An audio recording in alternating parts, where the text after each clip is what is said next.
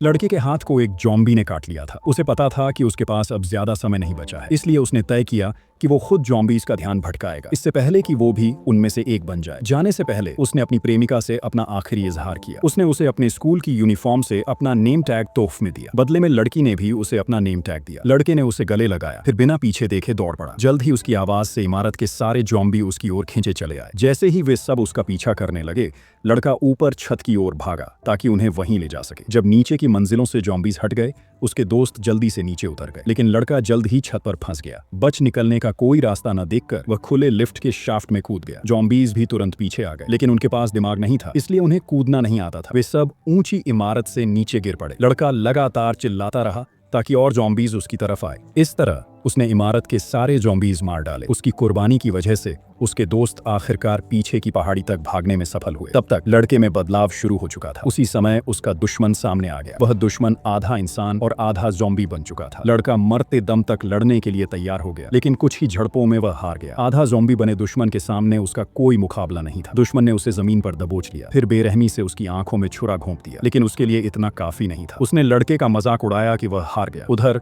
सेना को स्कूल पर बमबारी का आदेश मिल चुका था। अगले ही पल एक मिसाइल उनकी ओर उड़ती चली आई। उस खतरनाक पल में लड़के ने अपने दुश्मन को पकड़ लिया और उसके साथ लिफ्ट शाफ्ट में कूद पड़ा। बमबारी खत्म होने के बाद लड़की मायूस नजरों से स्कूल की तरफ देखती है। वो वहां से जाने से इनकार करती है। उसे लगता है उसका प्रेमी कहीं ना कहीं जिंदा है, इसलिए वह और उसके दोस्त लड़के को ढूंढने वापस आए। उन्होंने बहुत देर तक खोजा, लेकिन लड़का नहीं मिला। मजबूरी में वे पीछे की पहाड़ी पार करके शहर में दाखिल हो गए, लेकिन सड़कों पर सब कुछ साफ दिख रहा था। वहां खून का कोई निशान नहीं था। सबको लगा कि वे सुरक्षित जगह पहुंच गए हैं, लेकिन तभी क्लास लीडर ने बड़ी संख्या में ज़ॉम्बीज़ के आने की आहट सुनी। खुशकिस्मती से उसने जल्दी पहचान लिया और सबको लेकर भाग गई। उस वक्त क्लास लीडर, जो अब आधा इंसान और आधा ज़ॉम्बी बन चुकी थी, लोगों को खाने की तीव्र इच्छा महसूस करने लगी। अपने दोस्तों की रक्षा करने के लिए उसने चुपचाप उन्हें छोड़ने का फैसला किया। कुछ देर बाद एक लड़के ने देखा कि लीडर गायब है। वह लड़की को साथ लेकर उसे ढूंढने निकल पड़ा। जब उन्होंने लीडर को फिर से पाया तो हैरान रह गए। वह एक लाश खा रही थी, लेकिन वे भागे नहीं। अचानक क्लास लीडर ने नियंत्रण खोया और लड़की को दबोच लिया। लड़के ने एक फावड़ा उठाया, मगर वह अपने लीडर को चोट नहीं पहुंचा सका। खुशकिस्मती से लीडर ने अपनी मानसिक ताकत से भूख पर काबू पा लिया। वह समझ चुकी थी कि उसके अंदर का ज़ॉम्बी उसके दोस्तों के लिए खतरा बन सकता है, इसलिए वह उन्हें छोड़कर चली गई। उसके बाद